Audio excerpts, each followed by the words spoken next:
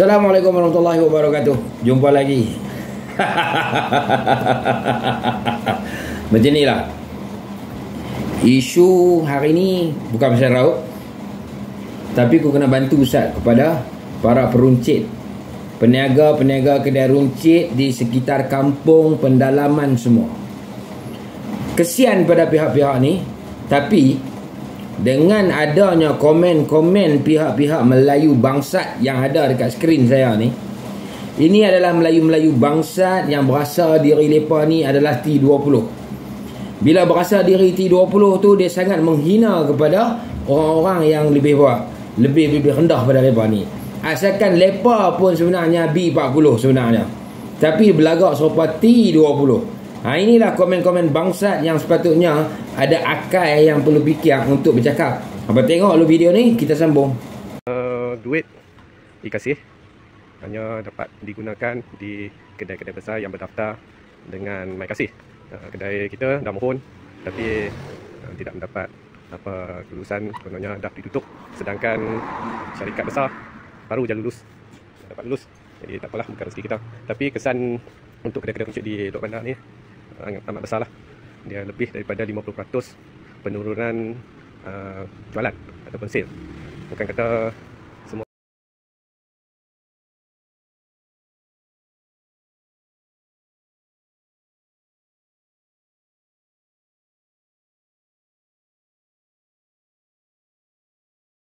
Baik, apa dah tengok? Kan? Betul tak aku kata? Ini adalah komen-komen Melayu-Melayu bangsat yang tak pernah ada sikit pun perasaan yang untuk menyulam hati-hati kedai-kedai peniaga-peniaga peruncit kecil-kecilan dalam kampung-kampung, pendalaman-pendalaman. Sebab dia orang duduk KL, dia orang duduk Johor Bahru, dia orang duduk bangunan tinggi-tinggi mencakar langit. Sebenarnya duduk di flat sampingnya pun, geng-geng flat samping, geng-geng flat apa, Kampung Baru, sembang duduk sofa, duduk rumah banglo 3 tingkat. Oi, ni nak beritahu gambar ni. Kita tak suruh kerajaan untuk tarik balik apa e-Kasih, MyKasih apa semua tu. Tapi ini adalah double standard. Double standard yang menjaga kroni-kroni lepa. Tapi bangsat-bangsat yang baca ni semua ni, yang ada tadi tu, semua bangang beng Cak Uban, bangang bodoh, semua ada kat mereka. Bila kita kata macam tu, mereka kata hang tahu apa? Aku tahu semua. Sebab aku sentiasa ambil tahu penduduk kampung, orang kampung, peniaga di kampung. Alasan kedai-kedai kampung tidak layak dapat e-Kasih tu, alasan dia simple lah. Permohonan dah ditutup. Makan dulu. Kalau apa, makan dulu. Permohonan.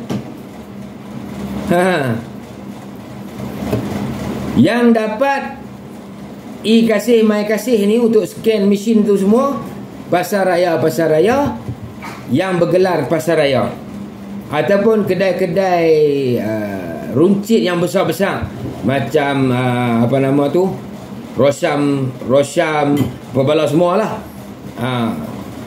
Tapi kawan kita ni, peniaga kecil yang video yang saya tunjuk ni, dia merungut bukan pasal dia tak bersyukur. Sebab dia pun mohon untuk dapatkan sistem yang mesin e-Kasih tu kan. Aku tak tahulah e-Kasih ke apakah, sebab aku tak nak dapat. Jadi sebab tu aku tahu apa tak. Tapi aku tahu orang pisuak IC ambil barang yang diberi untuk keperluan kehidupan. Baik, sekiranya semua orang yang nak menuntut e-Kasih ni terpaksa pergi beli di pasar raya, simple lah thing. Dia nak pergi ambil barang e-Kasih sebanyak mungkin sekian, dan dia akan spend lagi 50 ke 100 ringgit untuk beli barang-barang lain yang tak ada dalam e-Kasih. Sebelum ni dia pergi kedai runcit pun dia beli, tetap sama juga kena beli. Lepas tu orang komplain apa? Kedai runcit mahal sikit. Sebab kedai Melayu, bangsa Melayu, orang-orang Melayu, peniaga-peniaga Melayu, dia beli ke pemborong yang sama, tapi pemborong tu adalah Cina.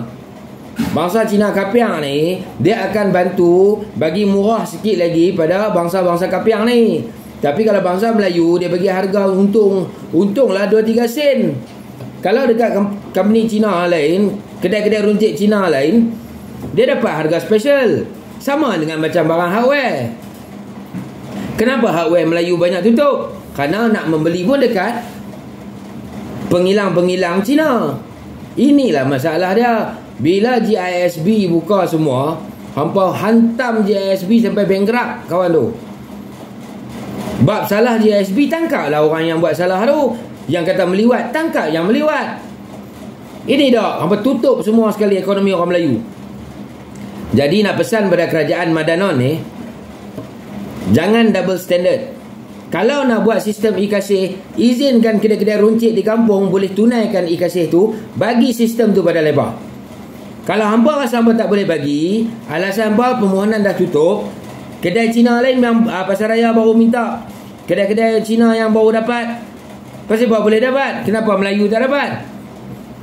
Inilah bahana-bahana. Dia tak jadi Perdana Menteri pun dia tak heran. Yang dia nak jawatan-jawatan tertentu, Menteri KPDNKK, Menteri Pengangkutan, Menteri Persekutuan, Menteri Ekonomi, Menteri MITI. Yang tu jawatan-jawatan, Menteri Sukan, Menteri Pendidikan. Yang tu jawatan-jawatan yang memang lepas nak. Perdana Menteri pun tak heran pun. Sebab lepas boleh buat macam-macam. Berapa banyak dah company Melayu melingkup. Kedai runcit banyak yang mana dah tutup. Kerana e-kasih ni double standard. Bukan aku nak marah penerima e-kasih, kepada sistem e-kasih tu. Hampa kena cerdik sikit lah. Bila orang komplain pasal e-kasih, kalau gitu tak apalah, kalau gitu hampa nak kerajaan tarik balik semua e-kasih lah. Inilah bangsa-bangsa Melayu yang bercakap, yang mengharapkan simpati, yang mengharapkan sedekah daripada kerajaan-kerajaan pusat untuk beli undi lepas ni. Inilah Tun dah kata, Melayu ni yang jenis-jenis nak mengharap ni adalah Melayu pemalas. Sorry tu say, nak kata aku kurang ajar. Biar pi. Melayu pemalas itu pasal jadi gitu. Kalau yang dia bekerja, dia tak goyang pun, tapi kerajaan goyang. Jadi kerajaan nak orang yang susah tu sentiasa ada lebih ramai, supaya menyokong pihak kerajaan. Politik itu pun tak kerti. Bongok lah hampa ni hidup. Hidup mengketa darah, tapi apa pun tak tahu. Otak jadi benak. Fikirlah kerajaan Madanon, kalau boleh hampa nak buat sangat e-kasih, sistem e-kasih, bagi pada semua kedai-kedai peruncit. Dia orang bayar duit tak apa. Untuk beli sistem mesin tu kena sewa ke apakah, suruh kedai-kedai runcit kampung ni beli. Kalau yang dia tak mau beli, dia komplain juga. Tu bangsat nama dia. Okey, faham no? Assalamualaikum warahmatullahi wabarakatuh.